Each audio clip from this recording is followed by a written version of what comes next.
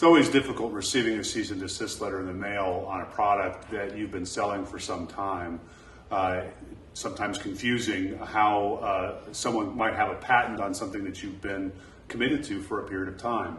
It's important to take cease and desist letters seriously, and it's important to investigate the grounds for that cease and desist. What's also important to understand is simply because you've received a cease and desist letter does not mean that the allegations in that letter will ultimately prove to be true.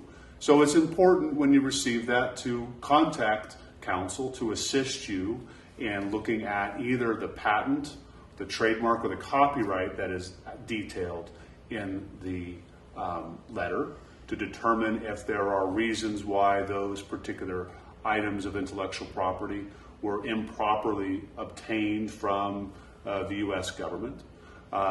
It's also important to look at your development history to see if, in looking at those patents, your development history predated the patents or the trademarks or copyrights such that you have priority over their claims of intellectual property. It's also important to think about whether or not you're all that committed to the particular product. Responding to a cease and desist letter with an agreement that you will in fact cease is not the worst thing in the world if it's a product that has been failing and you're ready to get rid of it anyways. Conversely, if it's a product that you are committed to and it's important to your particular line, then it's important to think about, are there other things we can be doing in order to address these intellectual property threats? One of the things you can do is you can investigate whether the patent itself should ever have been issued by the patent office by looking back into the prior art to see if there were other inventions that should have been brought to the attention of the patent office during that patent's prosecution that would have resulted in the patent being denied. There are procedures that are available to companies, particularly competitors, at different times in the life of the patent that will allow a competitor to challenge the claims that exist within that patent.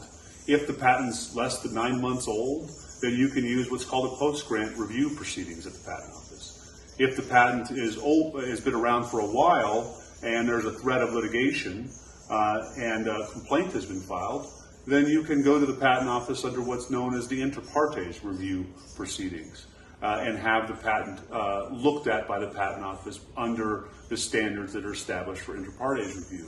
In essence, what you're asking the patent office to do is determine if the patent should have been issued in light of your investigation into the patent and looking into the past.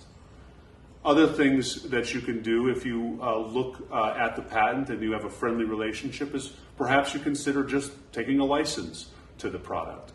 Simply because you have a cease and desist letter doesn't mean that a license can't be negotiated with the intellectual property holder, your competitor, to use that product. So there are a number of options that you can entertain when you receive that cease and desist.